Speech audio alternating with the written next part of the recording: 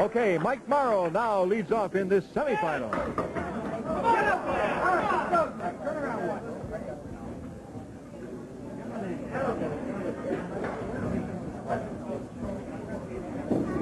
And no, not quite. The reason for this rotation is because Tim Lipke, on the basis of having won the first string by a higher score than did Mike Morrow, gets the opportunity to be the second bowler. In a sense, makes Mike the challenger.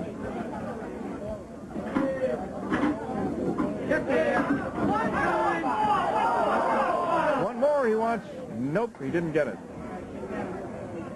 Mike's in the uncomfortable position of having won, but still being a little itchy, I would imagine, because you're not going to win much with 104s, I guess, as we move along here. Get there! Oh, what a try. What a try.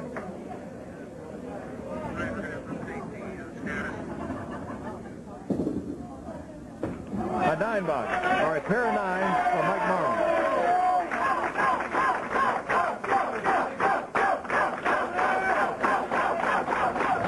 Here's the situation now. Tim Lipke is moving on against Mike Morrill here in the semifinal round, and the winner will move on for our championship 2 strings against Jim Barber. Tim Lipke. Yes.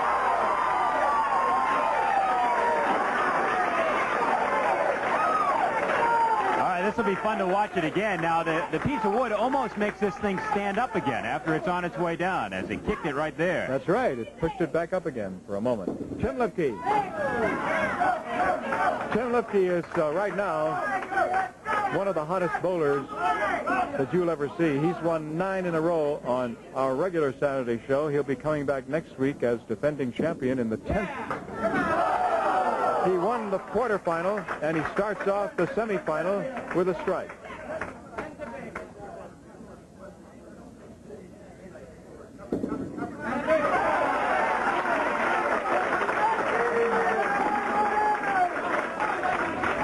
All right, Mike Morrow.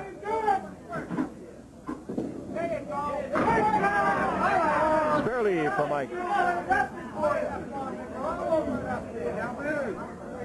These are the top 5 bowlers for the past year on our regular Candlepin bowling show. The 5 bowlers with the highest 3-string total during that time since our last show. It's not quite a year. Simply because we moved it up to this date to be sure that we would not conflict with any of the ABC football or any football at all that would be on. And we'll start all over. There it is. And Mike Morrow finally gets himself a strike. This will do an awful lot for his confidence, because he had been hitting for the last 12 boxes or so until that, even though he's still alive.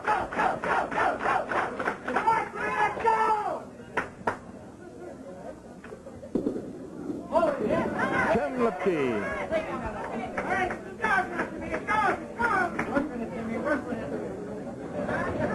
All right, let's see what Timmy can do with this.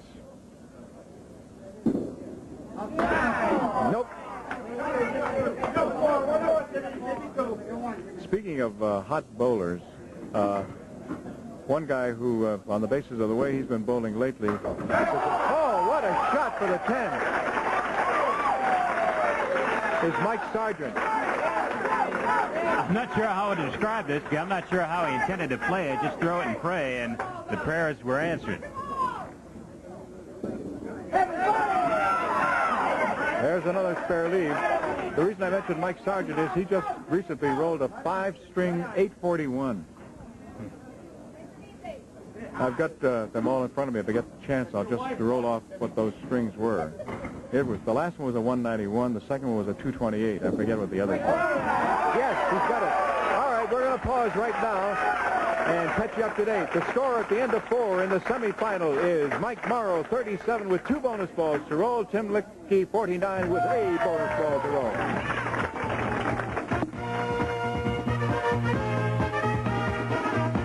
we've had to pick up the tempo here, and Mike Morrill has already rolled in the 5th, and he got himself a spare on that strike. And right now he has just gotten himself a fill of 4 on the spare.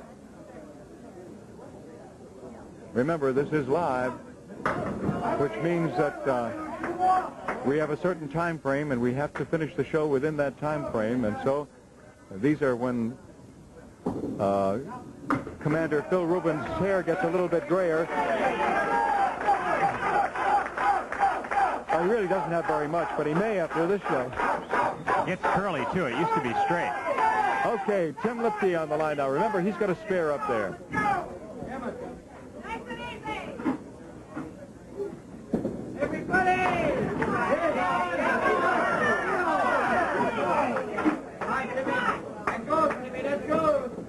The fill is 6.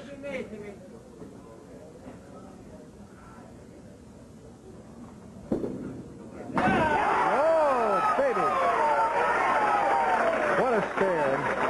He is one hot bowler. You mentioned you're not going to see a hotter bowler around. Earlier he made the 5, 8, and 10, and there's just no way that shots like that go. So he's on a roll.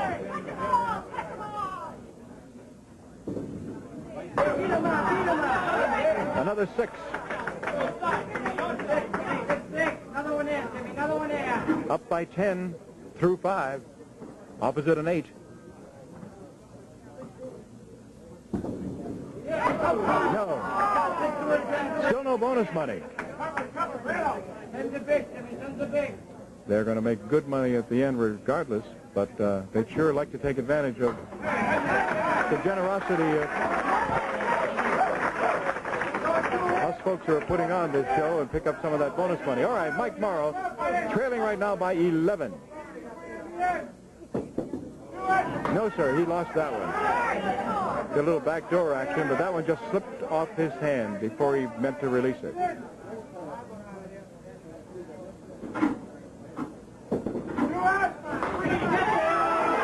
Wow, he came back and got a spare out of it.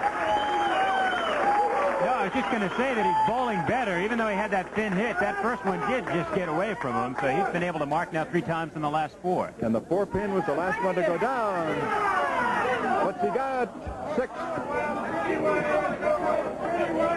Oh, that wood is nice. Oh, I mean, if you're going to have 3 pins across the back, you got an object pin and you've got... oh, it did not go. But, I mean, if you were going to get left with a 7, 8, and 10, and also left with the 6-pin for an object, beautiful wood. All right, let's see what he does here. It's a 10. All right, spare 6 and a 10. And now, Tim Lipke.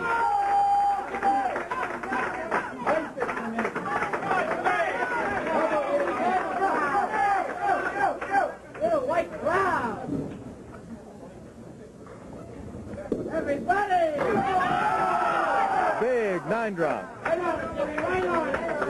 And this for a spare. If he can get it, that's the 6-pin. A little tricky with the way that wood is. He might hit the wood and not get the pin. Nope, he got it.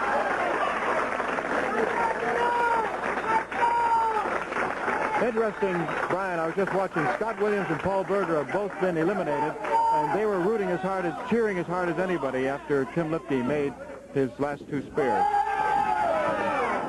They did the same thing, obviously, for Mike Morrow when he made his. But they're back there. They're out of it, but they're still rooting for the guys that are still in it.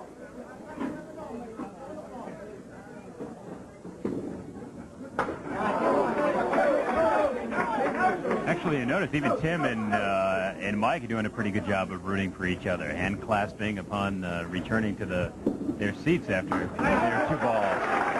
All right, Mike Morrow now up for his final 2. And it's a 10-pin lead in the match for Tim Lipke as Mike Morrow comes up.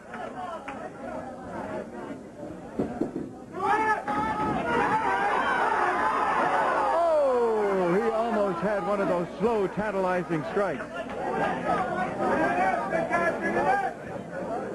All right, for a spare.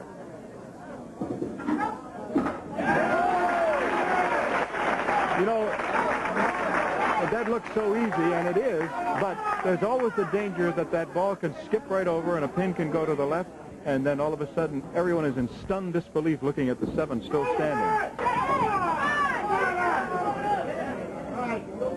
6. 4 horsemen left side he needs for a mark.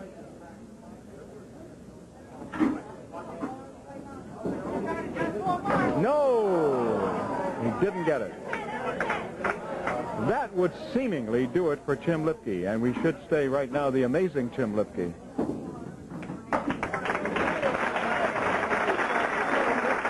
All right, 121.